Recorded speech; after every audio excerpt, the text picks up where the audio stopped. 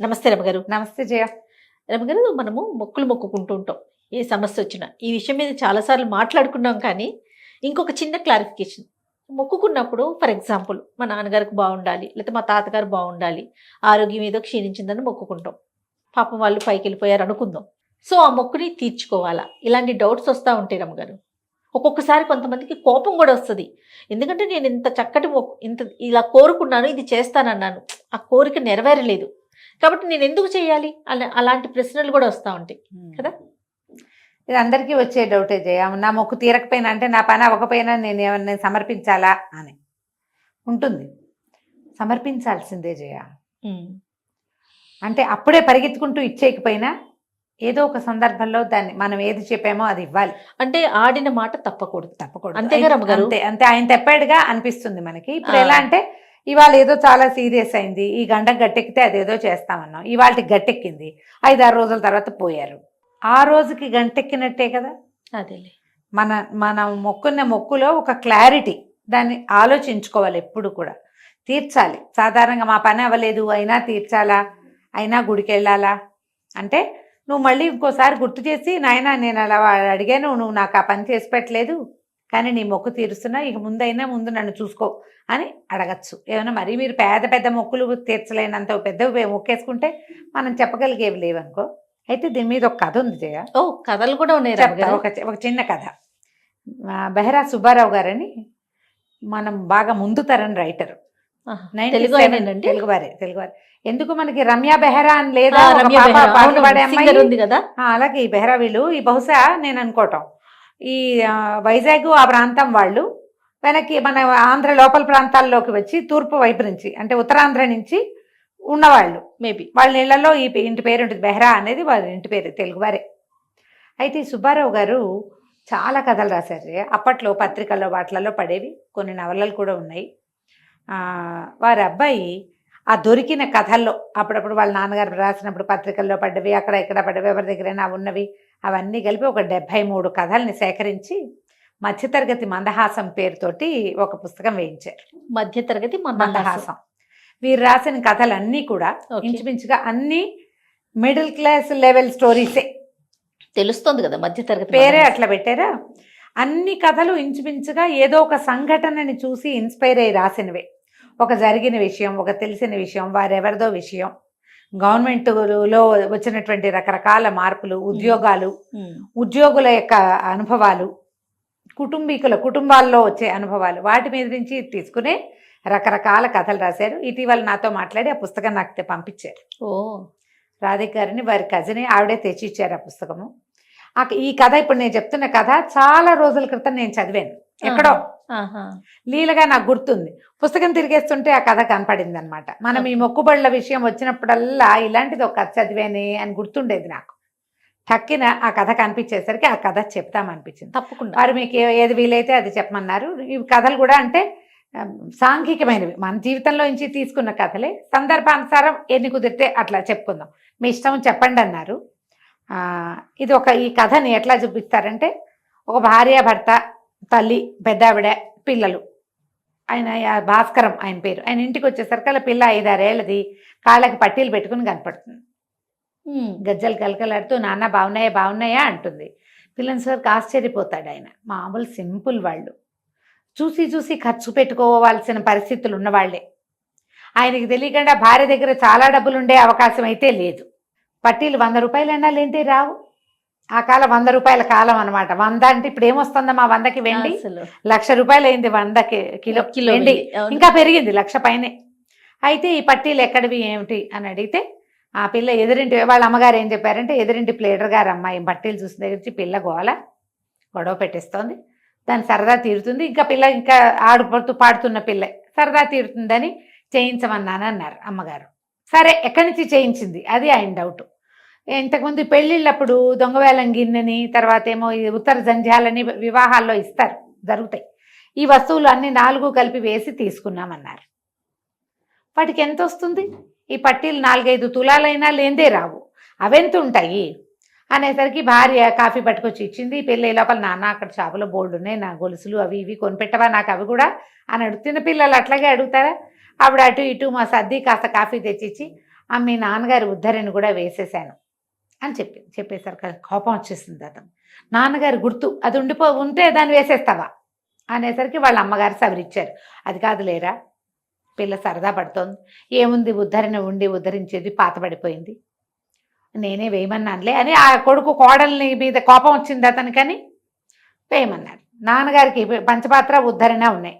పంచపాత్రనేమో చెల్లెల కొడుక్కి అన్నప్రాసనకి గిన్నె ఏదో చేయించారు. మీ చెల్లెల కొడుకు ఇచ్చినప్పుడు లేనిది నా పిల్లకి పట్టీలు చేస్తే వచ్చిందా అన్నట్టుగా మాట్లాడింది భార్య. ఏం చేయాలో తెలియలే. నాన్నగారి జ్ఞాపకార్థం ఆయన రోజువారీ వాడిన వస్తువు అట్లా లేదనుకుంటే బాధగా ఉంది. అక్కడ ఇక్కడ పడిపోవటం తప్పిస్తే ఏముంది, అది ఎవరు వాడుతున్నారు? ఒట్టి ఉద్ధరణ అంటే ఈ పంచపాత్ర తెలుసు కదా, ఏమంటారు, దేవుడి దగ్గర నీళ్లు పెట్టుకునేది లేదా సంధ్యావందనం చేసుకోవటానికి వాడేది. అందులో పెట్టే స్పూన్ లాంటి దాన్ని ఉద్ధరణ అంటారు. ఆ ఉద్ధరణ సరే ఊరుకున్నాడు. సరేనన్నాడు. ఇంకేం చేశాడు, పిల్ల కళకళలాడుతూ తిరుగుతోంది. 2 పూటలు గడిచినాయి. గడిస్తే ఏమైంది, అమ్మ తిరుపతి వెళ్దాము అన్నాడు.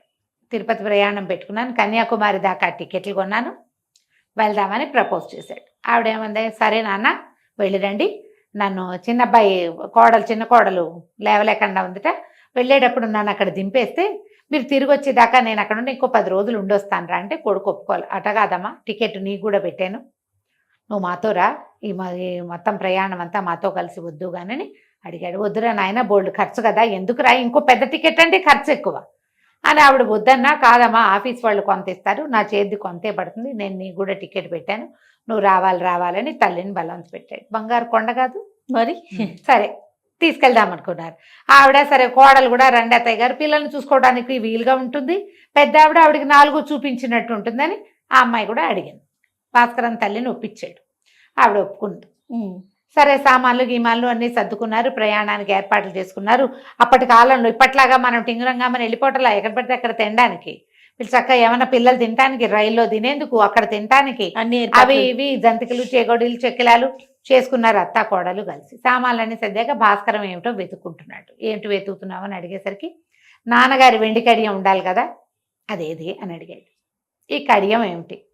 ఎవడ మెల్లిగా భార్యకి ఏం చేయాలో తెలియలే, ముందుకు వెనక ఆడి, అది పిల్లకి పట్టీలకి డబ్బులు చాలలేదు, వెండి సరిపోలేదు, మీ నాన్నగారి కడియం ఎట్లాగో లోపల పడింది కదా అని అది వేసేసాను. అతనికి ఎంత దుఃఖం వచ్చిందో, ఎందుకంటే అది మొక్కుబడి కడియం. ఆ మొక్కుబడి ఎప్పటిది? ఈయన భాస్కరం వాళ్ళ తండ్రి ఓ చిన్న ఉద్యోగి, స్కూల్ మాస్టర్ గాను ఏమో ఉండేవారు. అయితే 3 పిల్లలు ఉన్నారు వాళ్ళకి. 3 పిల్లలు. ఆ రోజుల్లో ఏమి జీతాలు, ఆయనకి టైఫాయిడ్ వచ్చింది. టైఫాయిడ్ వస్తే పరమ తీవ్రంగా వచ్చింది. వచ్చినప్పుడు తల్లి ఈయన దక్కితే వెండి కడియం వేయిస్తానని మొక్కుకుంది. ఆ వెండి కడియం ఏమిటి, మన ఒంటి మీద పెట్టుకుని మనం తిరుపతి వెళ్ళినప్పుడు కడియం ఒంటి మీద నుంచి తీసి వేయాలి. వెంకటేశ్వర స్వామి కడియం అని వేయిస్తారు. వెంకటేశ్వర స్వామి చెవి పోగులు కూడా చేయిస్తారు. అట్లాగే ఆ కడియం మొక్కుకునే నాటికి భాస్కరానికి 15 ఏళ్ళు. ఇతనే వెళ్ళి సొనార్ దగ్గర కూర్చుని తండ్రి గారి చేతికి కడియం చేయించుకొచ్చాడు. ఆ కడియం మొక్కుకుని గుళ్ళో చూపించి దేవుడి దగ్గర దీపారాధన చేసుకుని, ఆ పూట చలిమిడి దీపారాధన చేసి అది పెట్టి ఆ తర్వాత చేతికేస్తారు. ఆయన చనిపోయేదాకా ఆయన చేతికే ఉంది. తర్వాత కాలంలో టైఫాయిడ్ తగ్గిపోయింది, కానీ తిరుపతి వెళ్ళటం సాధ్యపడలే. ఖర్చు వ్యవహారం, 3 పిల్లలు ఉన్నవాళ్ళు ఆ రోజుల్లో వెళ్ళలేకపోయేవాళ్ళు. తర్వాత ఆయన మరణించారు. మరణించినాక ఆయన్ని చీతి మీద పెట్టాక ఇతని గుర్తొచ్చింది, మా నాన్నగారి వంటి మీద కడియం తీయాలని అబ్బాయి అడిగితే వాళ్ళందరూ ఏమన్నారు, అయ్యో ఇంకేం లేదు నాయన, ఇంకేముంది మొక్కుబడి కాదు, అది మొక్కుబడి కడియం, మా నాన్న మొక్కు నేను తీరుస్తాను అని చెప్పి సంస్కారం జరిగే సమయంలో కడియం తీసి తెచ్చుకున్నాడు వెనక్కి మొక్కు తీర్చడానికి. ఎంత దుఃఖం వచ్చిందంటే, అయ్యో నేను తిరుపతి వెళ్తూ కూడా మా నాన్న మొక్కుబడి తీర్చలేకుండా అయిపోయానే. సరే ఇంకేమైతే తల్లి కొంచెం సవరించింది. భార్య ముందు భయపడింది కానీ మెల్లిగా ఊరుకుంది. ఇతను కూడా మనసు బిగబట్టుకున్నాడు, ఆ దుఃఖాన్ని అణుచుకున్నాడు. వెళ్ళారు తిరుపతి. బ్రహ్మాండంగా దర్శనం అన్నీ అయినాయి. తల్లి వీళ్ళు ఏమన్నారంటే, తల్లిను భార్య అటేటో కాస్త బయటికి వెళ్తూ పిల్లని జాగ్రత్తగా చూసుకోండి, కాళ్ళకి పట్టీలు ఉన్నాయి జాగ్రత్త అన్నాడు. సరేనన్నాడు. అయిపోయింది. దర్శనానికి వెళ్ళారు. ఆల్రెడీ అంతకుముందు మొక్కుబళ్ళు పిల్లలకి బాగుండనప్పుడు 100 రూపాయలు మొక్కుబడి కడతాంగా, మనం ముడుపులు కట్టి పెట్టుకుంటాం. 100 రూపాయలు ముడుపు కడతాం వెంకటేశ్వర స్వామి పేరు మీద, 100 కట్టి 10 కట్టి 5 కట్టి పిల్లల పుట్టు వెంట్రుకలు తీసినప్పుడు ముడుపు కట్టి, ఏవైనా శుభకార్యాలప్పుడు ముడుపులు కడతారు తెలుగునాట అంతా, అన్ని ముడుపులతో పాటుగా ఒక పేపర్ పొట్లం కూడా వేసాడు అందులో, ముడుపులో వేస్తారు కదా మన ఏమంటారు శ్రీవారి హుండీలో వేశారు. దండ పెట్టుకున్నారు. ఏడుకొండలవాడ తండ్రి ఏనాటి మొక్కుబడు ఇప్పటికి తీర్చుకున్నాను ఆయన, నేను దర్శనం చేసుకున్నాను, కరుణించావని పరిపరి విధాలు దండాలు పెట్టుకున్నారు. బయటకు వచ్చారు. బయటకు వచ్చాక చూసుకుంటే పిల్ల కాళ్ళకి పట్టిల్లు. అయ్యో అయ్యో ఎక్కడో పోయినా ఎక్కడ తిరిగామని గోల పెట్టేశారు తల్లి భార్య ఇద్దరు. ఇక కాసేపు అటు ఇటు వెతికాక ఏమన్నట్టు గోల పెట్టద్దు భారతి, పట్టిలేగా కొండ దిగ్గానే కొనిపెడతా నీకు, కొండ దిగగానే కొంటాను, తిరుపతిలోనే కొంటా, ఏడవద్దు నువ్వు, దేవుడికి ఇచ్చేసానని అనుకోండి అందరూని బలవంతంగా చెప్పించాడు. నన్ను పెట్టుకుని కొండ దిగేశారు. వెనక్కి తిరిగి మా నాన్న మొక్కు తీర్చాను, కడియన్ రూపంలో కాకపోతే పట్టీల రూపంలో తీర్చాను తండ్రి అని దండం పెట్టుకున్నాడు. అది నాన్నగారి ఉద్ధరణ, తన పెళ్లికి వచ్చిన చిన్న చిన్న వస్తువులు, నాన్నగారి కడియంతో సహా అసలుకి వడ్డీ వేసి నీకు సమర్పించేశాను, నన్ను క్షమించమని దండం పెట్టేసుకున్నాను. ఇంటి కిందకి వెళ్ళి పట్టీలు కొనుక్కున్నారు. అయిపోయింది కథ కంచికి. మనం ఏం చేసినా భగవంతుడు మన దగ్గర నుంచి తీసుకోవాల్సింది తీసుకుని తీరుతాడు అంతే. యూనివర్స్ చూస్తూ ఉంటుందమ్మా. నాకు ఈ కథ ఎంతో నచ్చింది, ఎప్పుడో చదివా నేను. ఇది నాకు గుర్తుండి ఎవరింట్లోనో ఒక పత్రిక తిరిగేస్తుంటే కనపడింది జయ, చదివిందే. కానీ నేను కర్తకర్మ క్రియ మర్చిపోయి ఏదో లీలగా జ్ఞాపకం ఉంది. ఈ మధ్యతరగతి మందహాసం పుస్తకం వల్ల అందులో కనపడింది, చూసి ఈ కథ ఇవాళ చెప్పేశాను. చాలా చాలా బాగుంది కదా కథ. చాలా సంతోషం, చాలా బాగుంది. నమస్తే. నమస్తే జయ.